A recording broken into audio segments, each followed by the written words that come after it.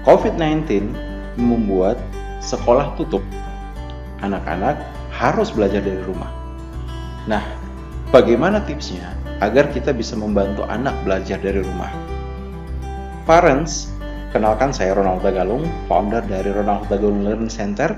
Hari ini akan berbagi tips dengan Anda tentang bagaimana cara membantu anak belajar dari rumah. Apa yang butuh kita lakukan ketika anak mulai belajar dari rumah? Yang pertama, yaitu kita butuh samakan dulu persepsi. Kalau kita baca, kita lihat di media, ada informasi di sana di mana kemudian disebutkan karena COVID-19, karena PSBB, maka kemudian sekolah-sekolah diliburkan. Nah, kata diliburkan seringkali kemudian membawa satu persepsi berbeda di dalam kepala anak, termasuk di dalam kepala kita sebagai orang tua. Kita menganggap bahwa ketika sekolah tutup dan anak-anak diliburkan, maka kemudian tidak ada aktivitas belajar bagi anak-anak. Padahal sesungguhnya bukan kemudian sekolah diliburkan, tetapi aktivitas belajar berpindah dari yang awalnya offline, dari yang awalnya tatap muka langsung antara siswa dengan guru, sekarang berubah menjadi secara online melalui daring. Guru dan siswa bertatap muka tetapi dengan menggunakan teknologi. Nah, hal pertama yang harus dilakukan adalah samakan dulu persepsi.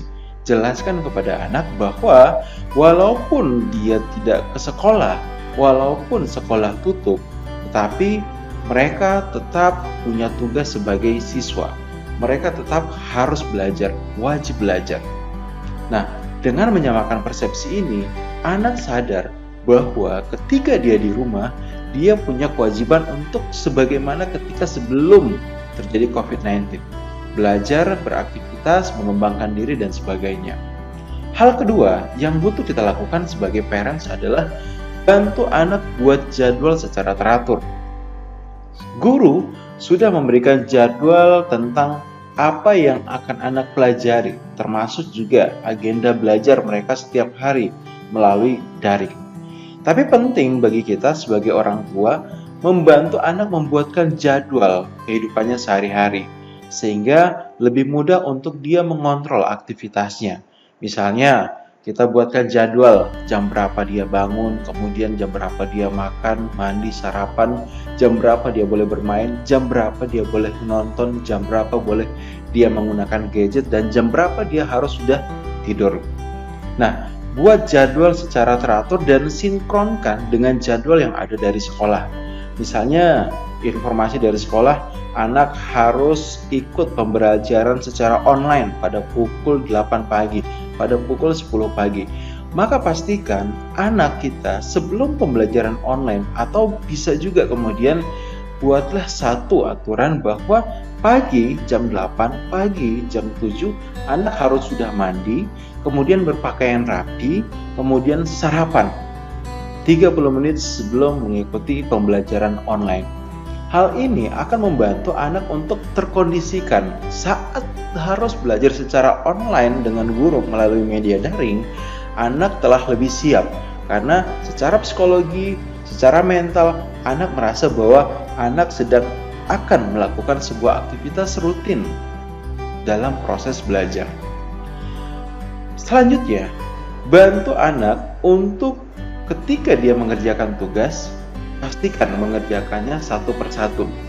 Seringkali dengan beberapa guru yang mengajar dalam sehari memberikan tugas secara bersamaan, atau misalnya dalam satu minggu ada beberapa tugas yang harus diselesaikan. Maka ajarkan kepada anak bahwa tugas-tugas tersebut harus diselesaikan satu persatu. Seringkali anak tidak punya time management yang baik, di mana ketika ada beberapa tugas ya dikerjakan secara bergantian, dan ini tidak efektif. Ini hanya kemudian membuat akhirnya anak kehabisan waktu, kelelahan.